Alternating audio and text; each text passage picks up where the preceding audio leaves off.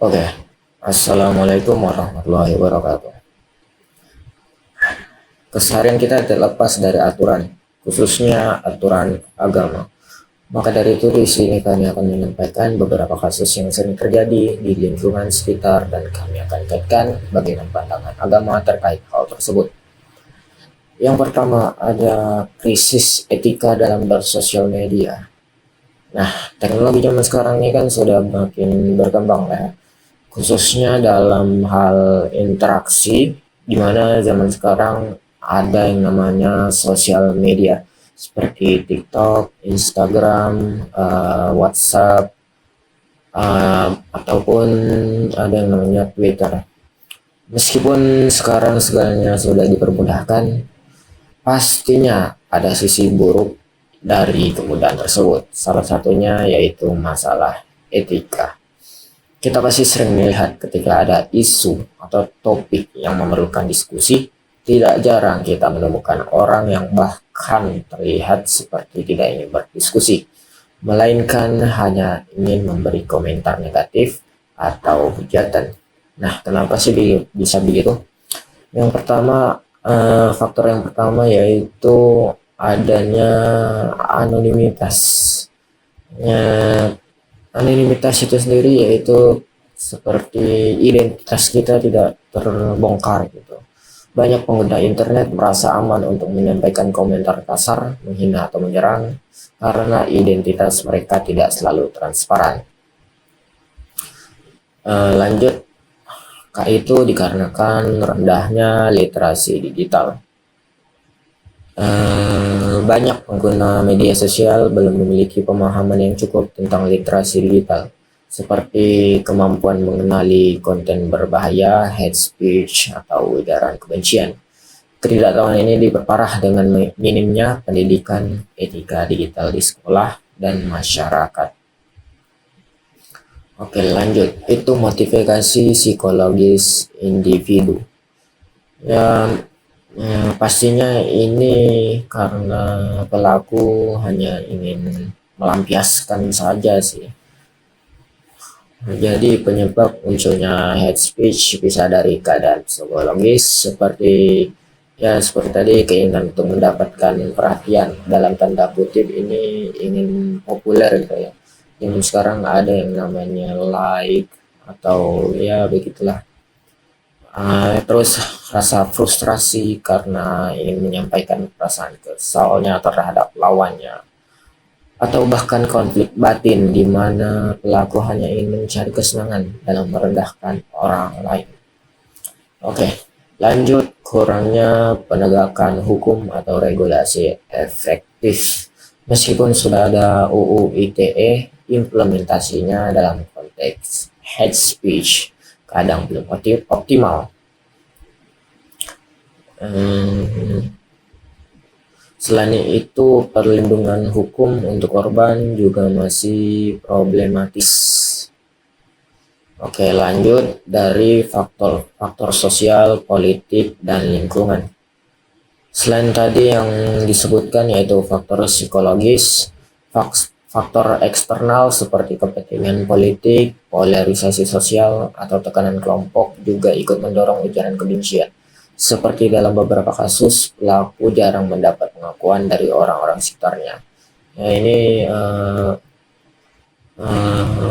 terhubunglah tadi dengan motivasi psikologis individu untuk mendapatkan perhatian gitu ya. Karena di lingkungannya bisa jadi dia tidak mendapat pengakuan dari orang-orang sekitarnya, ya, sehingga dia melampiaskannya dengan ujaran kebencian dengan harapan orang lain mau mengakui dirinya. Dalam hal lain seperti politik, nah, ketika si pelaku sudah kalah argumen lawannya, maka ia melampiaskan dengan ujaran yang merendahkan orang tersebut. Yaitu ya ini mengarah ke hal personal atau hal pribadi gitu. Terus terakhir ada motivasi sosial dan kepopuleran. Seperti yang disebutkan tadi, dia mau mendapatkan popularitas Seperti sekarang kan itu namanya sudah ada hmm, apa sistem like gitu. Semakin banyak like, semakin populer, semakin dikenal gitu.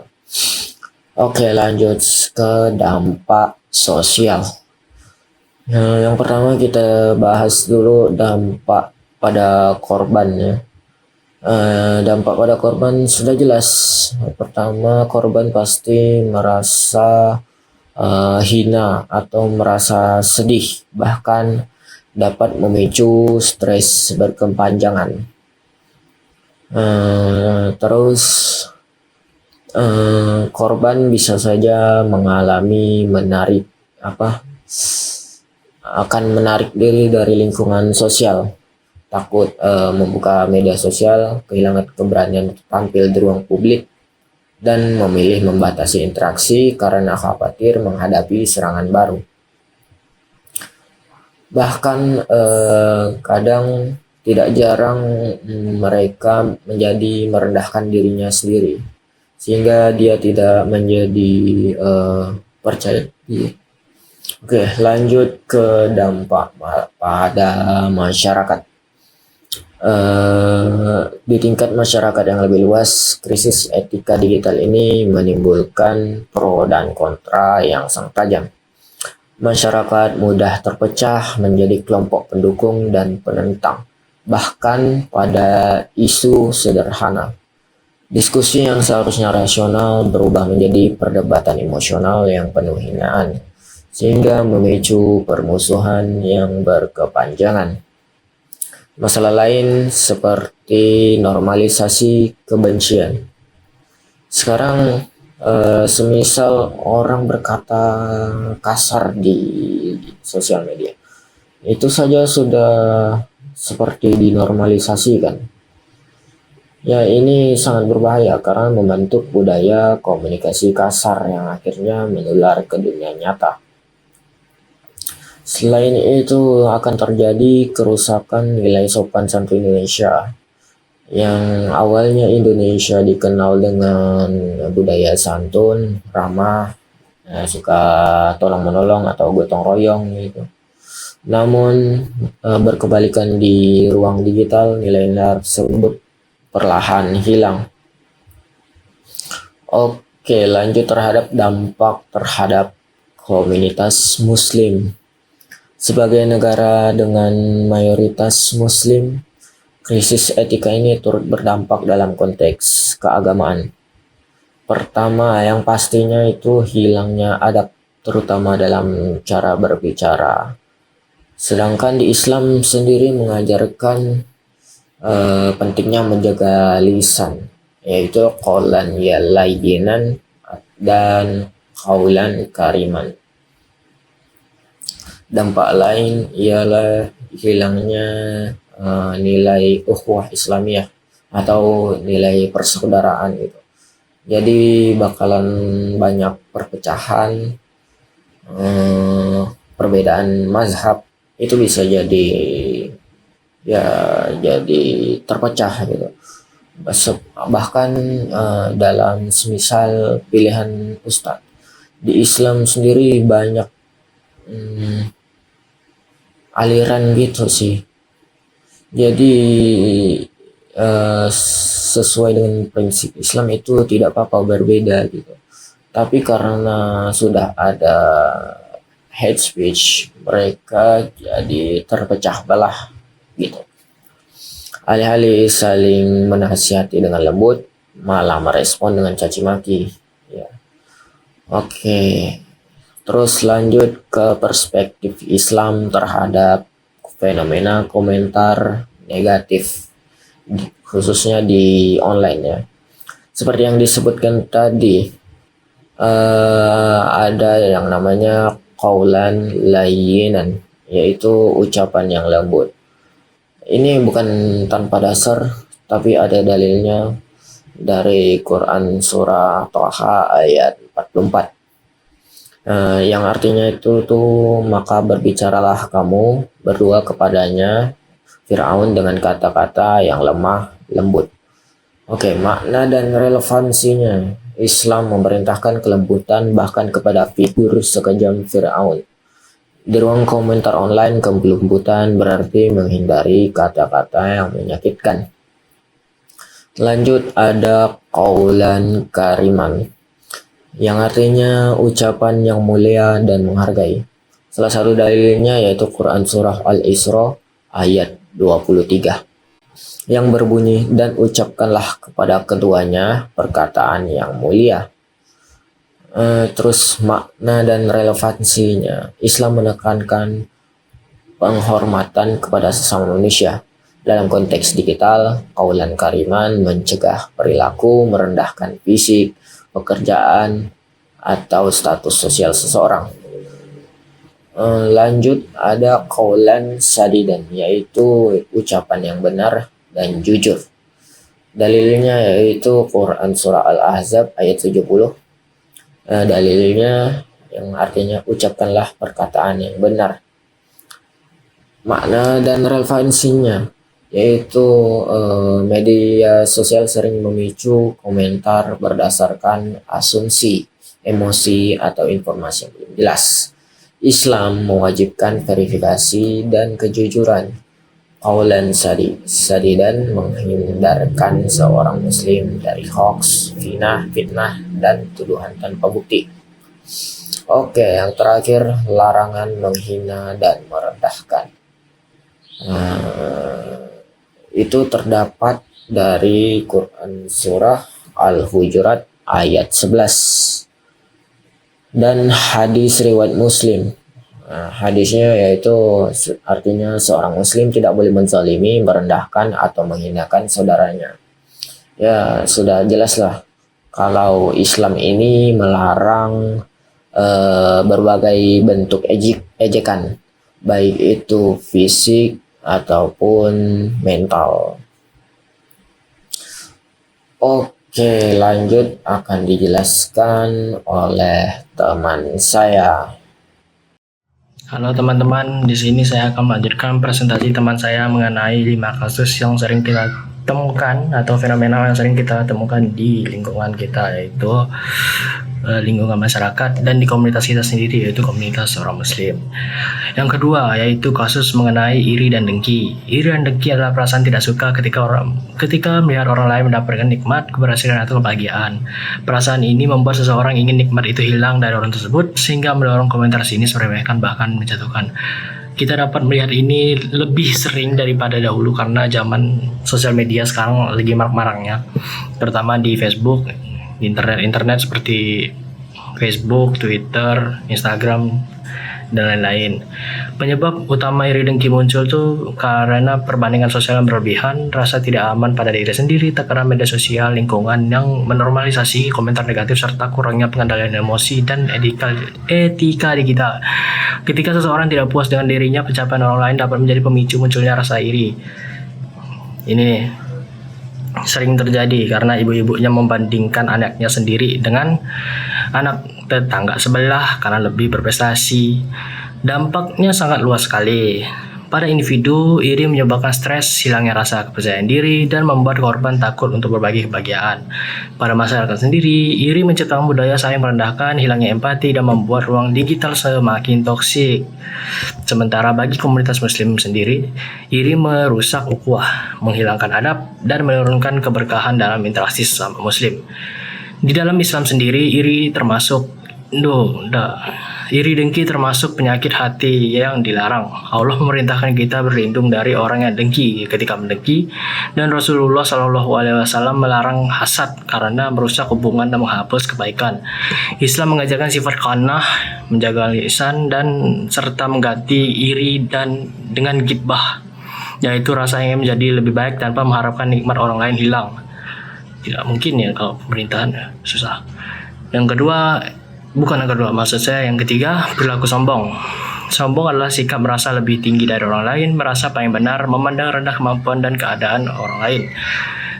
Sifat ini sering muncul di sekolah, kampus, pertemanan, maupun media sosial, terutama ketika seseorang menonjolkan kelebihannya. Penyebab kesombongan umumnya berasal dari superioritas ego yang tinggi, budaya pamer, kurangnya pendidikan akhlak dan tekanan sosial, serta keinginan mendapat pengakuan dari orang lain. Media sosial juga memperkuat sifat ini karena banyak orang ingin terlihat lebih hebat dibanding orang lain. Dampak sosialnya sangat merusak. Korban merasa diremehkan, kehilangan kepercayaan diri dan menjauhkan diri dari pergaulan. Masyarakat menjadi tidak harmonis, penuh konflik dan kehilangan rasa saling menghargai. Di komunitas muslim sendiri, sombong melemahkan ukhuwah dan membuat seseorang mudah merendahkan saudaranya. Dalam Islam, sombong adalah sifat yang sangat dibenci. Rasulullah SAW bersabda bahwa tidak akan masuk surga orang yang hatinya ada kesombongan sebesar biji zarah. Al-Quran melarang manusia berjalan di muka bumi dengan angkuh dan memerintahkan umat Islam untuk bersikap tawadu atau rendah hati. Kerendahan hati adalah ciri orang beriman, sedangkan kesombongan adalah akar kehancuran akhlak. Dua sifat ini merupakan sifat yang sering kita temukan di media sosial dan di lingkungan masyarakat kita sendiri. Kita bisa melihatnya dari cerminannya di pemerintahan kita sendiri lah. Banyak yang menyebarkan kesombongan, menyebarkan harta-harta. Itu sifat-sifat sombong itu harusnya tidak ada, karena mereka kan rata-rata yang kayak gitu muslim semua. Rata-rata anggota pemerintahan kita juga muslim, harusnya mereka tidak bisa dong kayak gitu, malah nanti dapat dosa. Ya, sekian dari saya, terima kasih, dan teman saya akan melanjutkan setelahnya ini. Sekian, terima kasih. Baiklah, saya akan melanjutkan presentasi dari kawan saya. Saya akan membaca dua kasus selanjutnya, yaitu yang pertama adalah merokok. Merokok merupakan masalah sosial yang sangat umum di Indonesia dengan jumlah produk perokok yang tinggi karena faktor budaya, ekonomi, serta kuatnya industri tembakau di negara ini. Rokok sendiri berawal dari tradisi ritual suku Native Amerika sebelum akhirnya menyebar ke Eropa dan seluruh dunia. Di Indonesia, budaya merokok telah mengakar dan sering dianggap sebagai simbol kedewasaan dan keakraban. Faktor penyebab perilaku merokok sangat beragam, mulai dari tekanan sosial, kebutuhan psikologis, pengaruh lingkungan, keluarga dan media, hingga kemudahan akses serta lemahnya regulasi dari pemerintah. Dampaknya kepada seorang perokok adalah seperti ketergantungan, gangguan kesehatan, beban ekonomi, serta penurunan produktivitas. Namun dampak-dampak ini juga dapat dialami oleh masyarakat sekitar.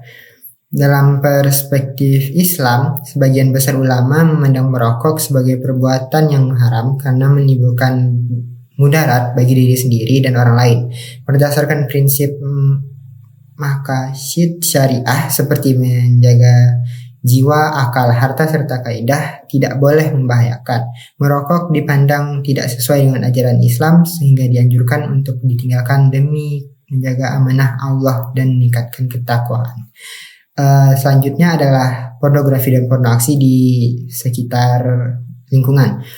Pornografi dan porno aksi semakin marak akibat kemudahan akses teknologi, lemahnya pengawasan, serta perubahan sosial yang membuat konten dan perilaku tidak senonoh menyebar luas.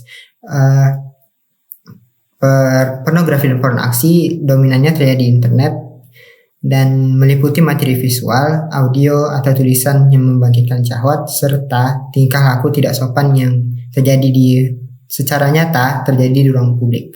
Fenomena ini dipengaruhi oleh rasa ingin tahu, lingkungan pergaulan yang permisif, lemahnya kontrol diri, serta normalisasi unsur sensual dalam media massa. Dampaknya mulai dari kerusakan moral, kecanduan, gangguan mental, hingga konflik keluarga dan menurunkan keharmonisan masyarakat. Dalam komunitas muslim, pornografi dan pornografi dipandang merusak kehormatan, mengikis rasa malu, dan bertentangan dengan ajaran Islam tentang menjaga pandangan aurat dan serta martabat diri. Kasus yang kedua adalah pornografi dan porno aksi. Pornografi dan porno aksi semakin marak akibat kemudahan akses teknologi, lemahnya pengawasan, serta perubahan sosial yang membuat konten dan perilaku tidak senonoh menyebar luas, terutama di internet. Pornografi meliputi materi visual, audio, atau tulisan yang membangkitkan syahwat, sedangkan pornografi adalah tindakan tidak sopan yang terjadi secara nyata dan langsung di ruang publik. Fenomena ini dipengaruhi oleh rasa ingin tahu yang tinggi, lingkungan pergaulan yang permisif, lemahnya kontrol diri, serta menormalisasi unsur sensual dalam media massa. Dampaknya sangat besar, mulai dari kerusakan moral, kecanduan, gangguan mental, hingga konflik keluarga dan menurunnya keharmonisan masyarakat. Dalam komunitas muslim, pornografi dan pornografi dipandang merusak kehormatan dengan ajaran Islam.